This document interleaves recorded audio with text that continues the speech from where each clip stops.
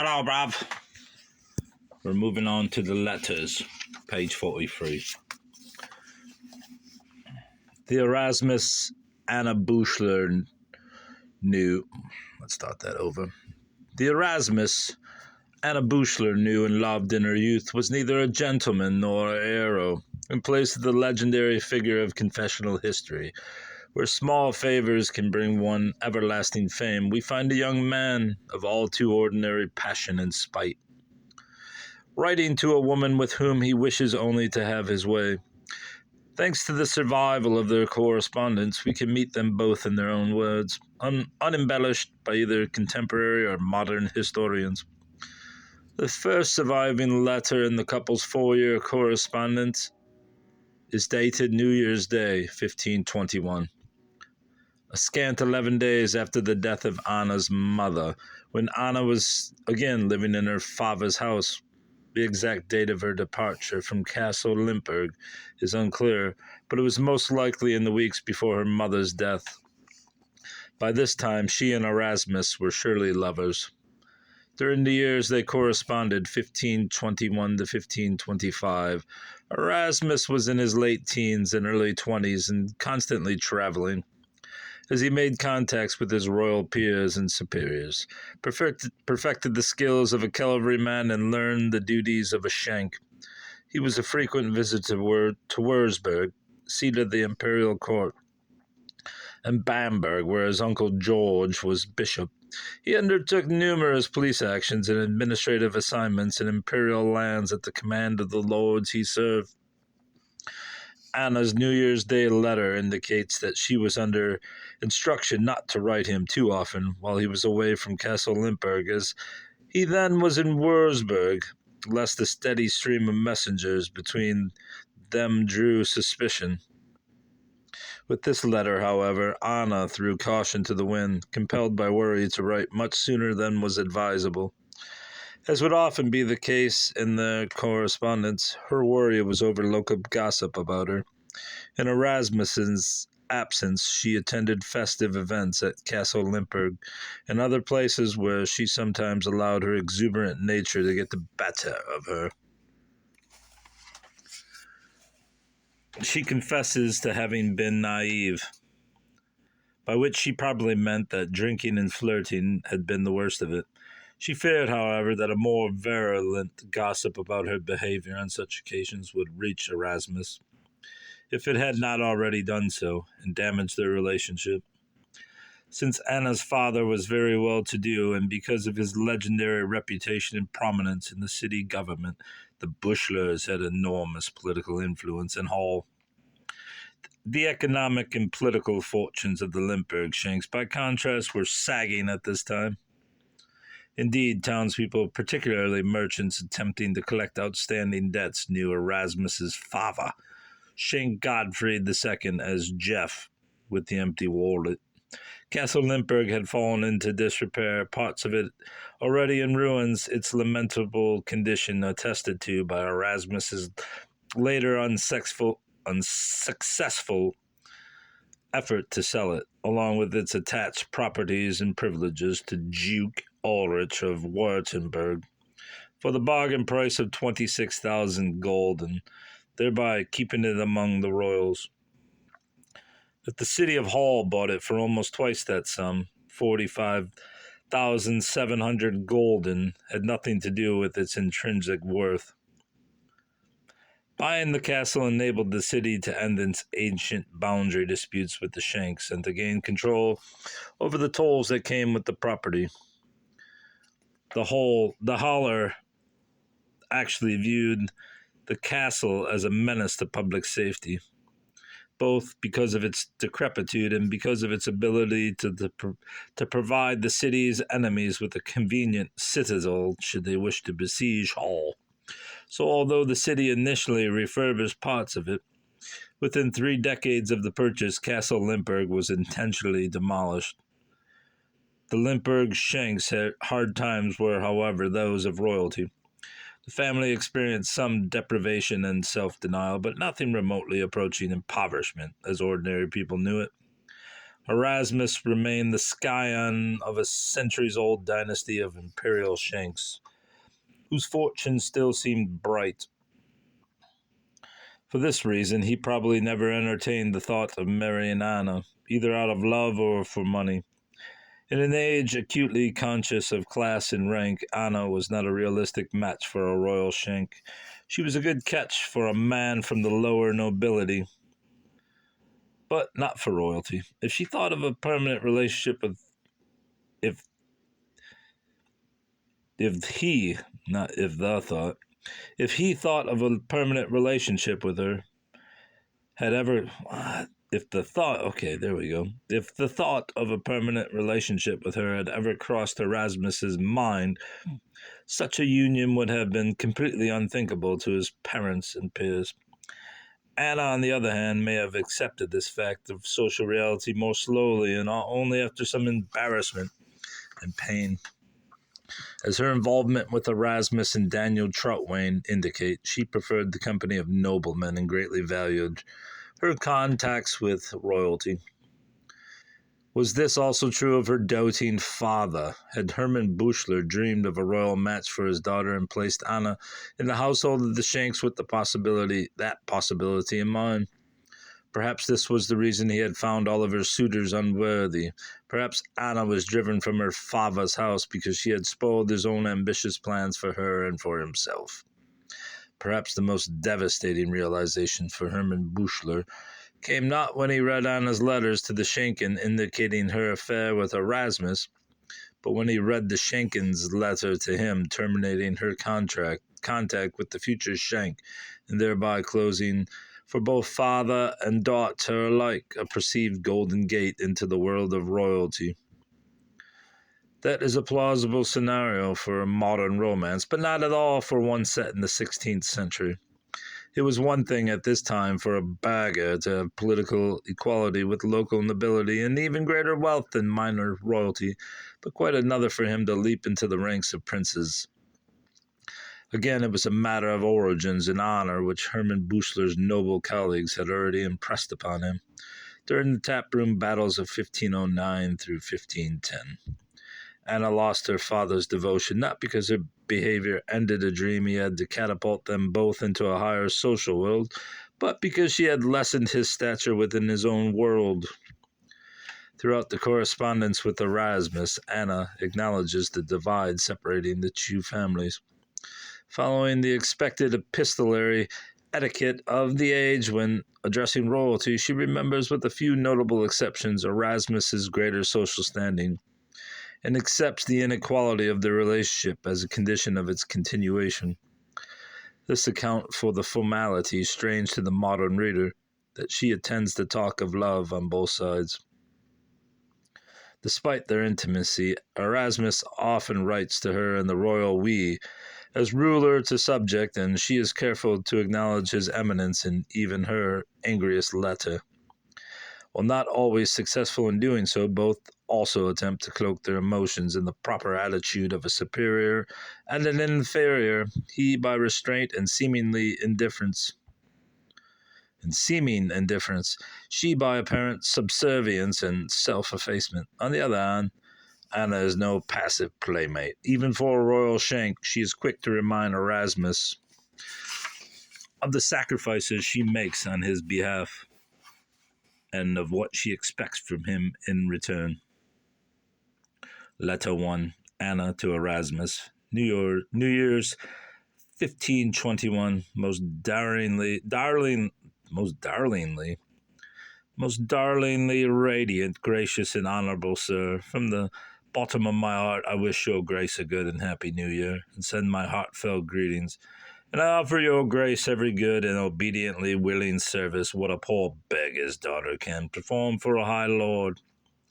Most darlingly gracious sir, I have both dreamed and heard, told through my informants, something I can well imagine to be true, namely, that someone has slandered me in your presence. Your grace will certainly know, whoever does or has done so.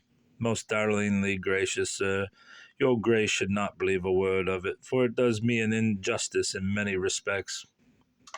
Although this misfortune has been beyond my control, I do know a little about the ways of the court, and I truly have not deserved such slander from anyone. Most darlingly gracious, it is my heartfelt wish that your grace write to me when it is possible. Of course, if it is just not possible, then your grace should by no means do so. If, however, I am unable to write your grace anything about my well-being, your grace may well know a good bit about it already. Honorable and most gracious sir, your grace's bracelet is now finished, but there is no way I'm going to send it to your grace. Your grace must come and fetch it himself, either on his next visit or at another time. It is all the same to me.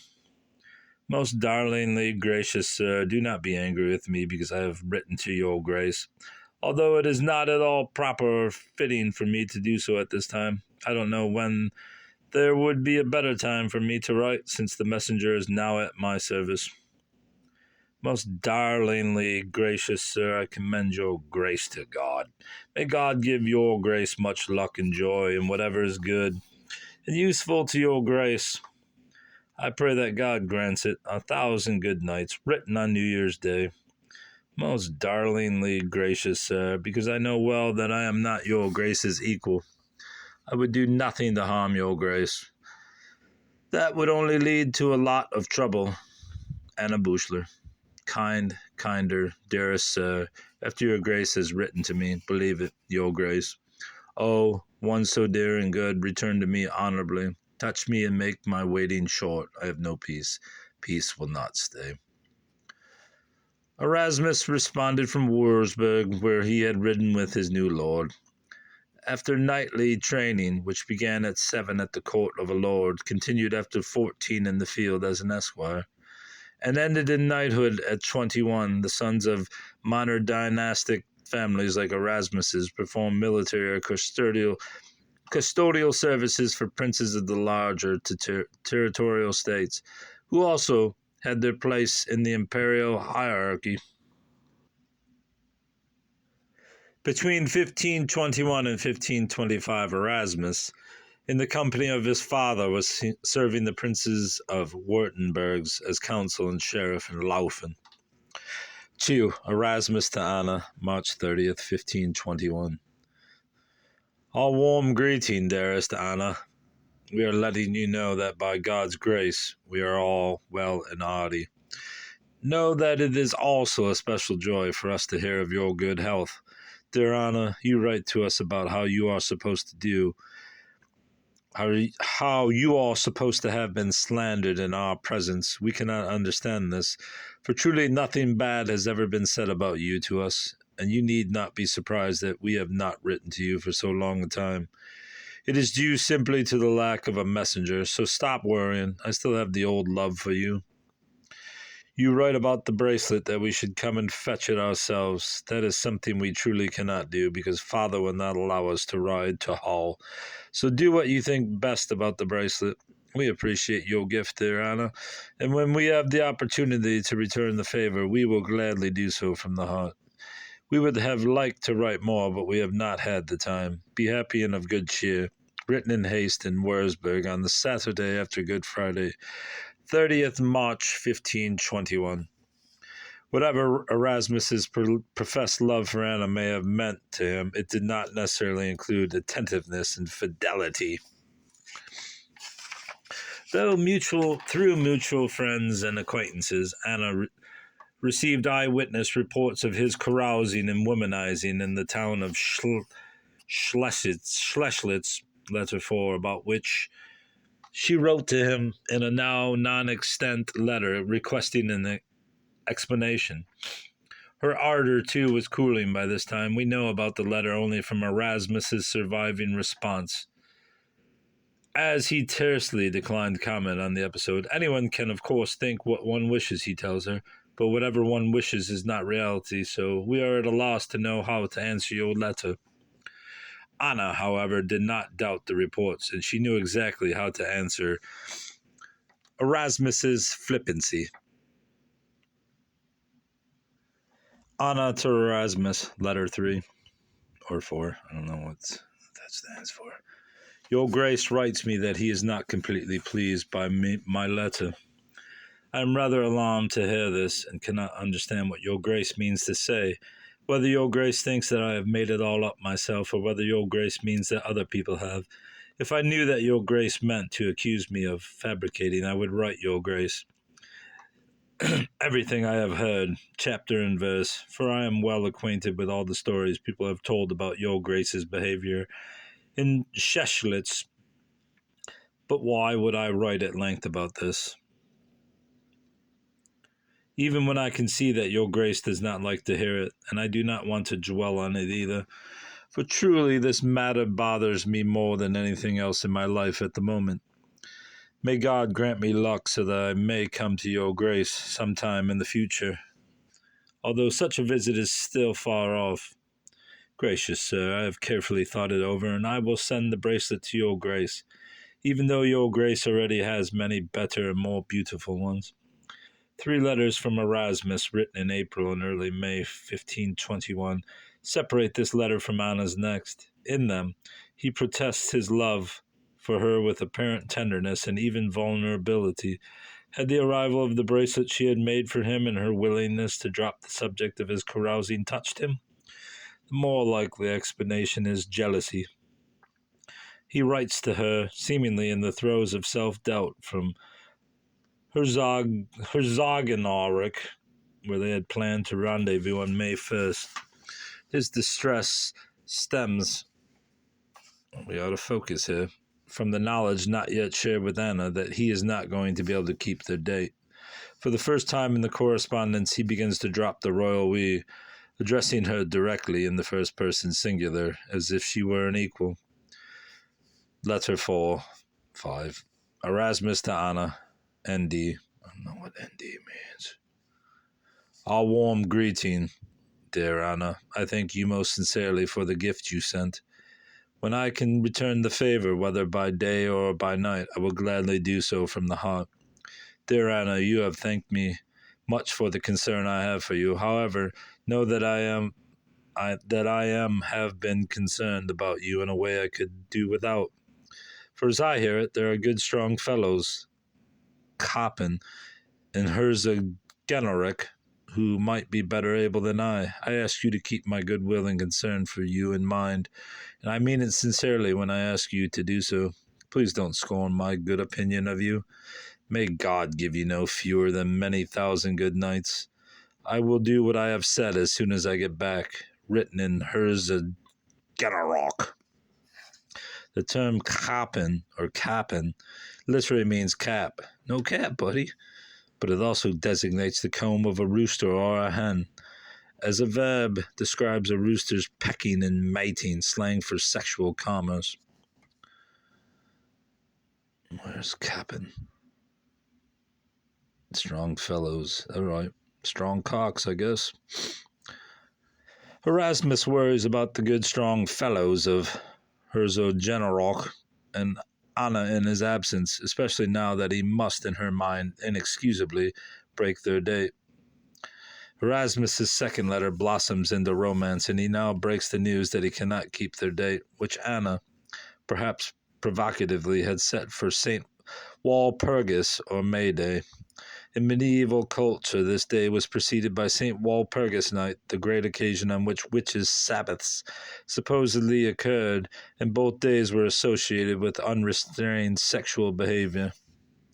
Erasmus had to break their date because he had been ordered to depart on that very day for the city of Worms, or is it Worms, to attend the first imperial diet of Emperor Charles V. The convocation of Germany's political elite in session during April and May was of unusual importance, but both because it was the new emperor's first and because on April 17th Martin Luther made his famous stand there, declaring in the presence of the emperor that he would retract none of his teaching, unless convinced of its error by the clear statement of Scripture.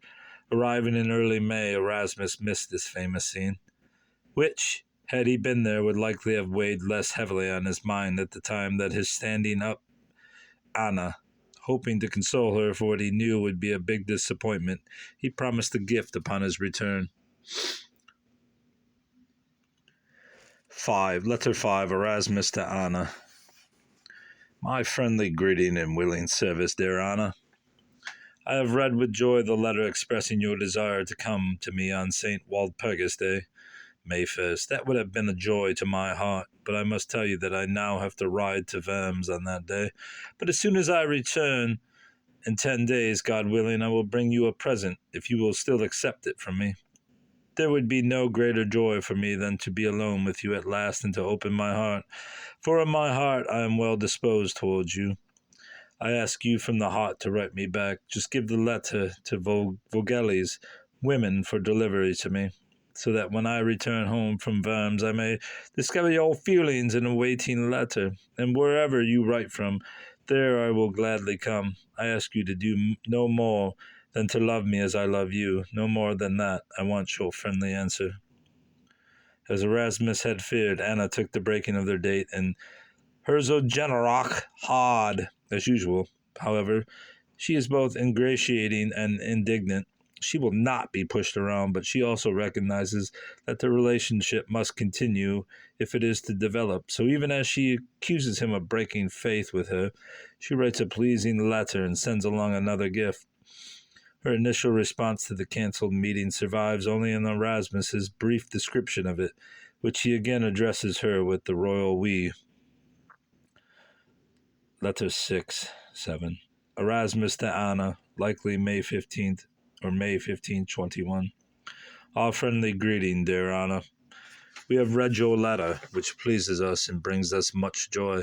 Therefore, dear Anna, be of good cheer and don't let anything upset you. We also thank you for the gift you have sent us, a favor we will gladly return when we can. Dear Anna, you perhaps think that our heart is false, but we are telling you that our intentions are good and that the old love for you is still there, so we ask you again not to let anything upset you, but to give us credit for much good. May God give you many 100,000 good nights. Written in a hurry, Erasmus, Lord of Limburg. By now, Anna was finding it difficult to be patient and forgiving with Erasmus, as he requested. On top of everything, they were now quarreling over discussions he was then having with his mother, apparently pertaining to Anna, who by this time was becoming a subject of Hall's rumour mills. Anna found herself increasingly alienated from the Schenken, and she knew she could not count on Erasmus to be her advocate with his mother. Anna describes herself as helpless and resigned in the matter. The suspicions of Erasmus's mother, whose protective instincts with regard to her son should not have been unexpected, were unfortunately not the only unhappiness Anna had to bear at this time. An even ruder shock was a surprise encounter with the royal competition for Erasmus's heart and hand.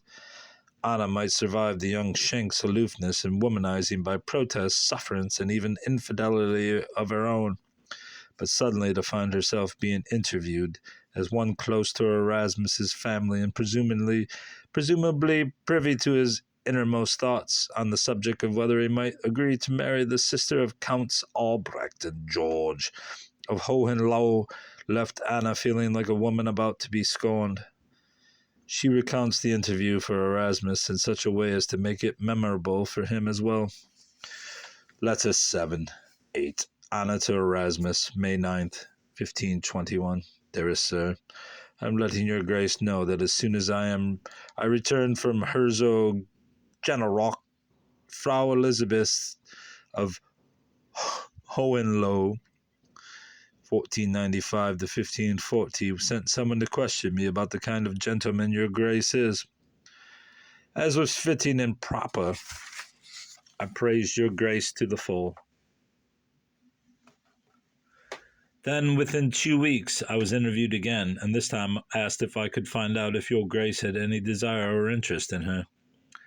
And because Schenk Friedrich of Speckfeld is dead, if anyone still wanted to discuss the matter, they also were concerned to know if your grace might be put off by the hump. I did not have much to say in answer to these questions. I told them that I was not now in regular contact with your grace, but that when I was with your grace again, I would discuss these matters with your grace, but that such a time was still far off. Furthermore, I said that I did not know whether your grace knew that she had a hump, but should your grace meet with her, do take note of the high coat she wears. Should I find myself in her presence in the near future, what answer should I give her? Do let me know what your grace wants me to say. She also has a prospect of marriage with Herr von Haag, and there is talk as well of giving her to von Lowenstein, Count Ludwig's son. Despite the fissures now so clearly pulling them apart, Anna again could not write to Erasmus, only about the things that threatened their relationship, having had her say on Elizabeth of Hohenloh's husband's hunting. She returned in the remainder of her letter to the playful small talk that must have bound the two together lovingly in the beginning of their relationship, and that now kept them together in the worst of times. 7-8. Letter 7-8 continued. Would your grace let me know whether he will be staying on with the Lord of Bamberg, or going to the court of the Emperor's brother, Archduke Ferdinand? I ask your grace to take the time to write me a letter, and not a hasty one. Tell me who teased your grace about me at dinner, and asked if I was pretty. Your grace writes that I should be of good cheer, but whom should I be cheerful with? Gracious sir, please have a sketch made of the Emperor for me, one that portrays him as neither more handsome nor any uglier than he really is, for such a sketch would be worth something. And have such a sketch made of your grace as well, which I will display. May God bless and keep you, and whatever I can do that is dear and good to your grace should by all means let me know. Kind, darlingly gracious sir, may God give your grace's heart 100,000 good nights. Do not in any way reveal to the questioner of Hohenlohe, Countess Elizabeth, that I have spoken to your grace about her. I am writing to your grace about this in confidence. Written on Ascension Day, May 9th, 1521. And that will be the end of this episode, bruv. Goodbye.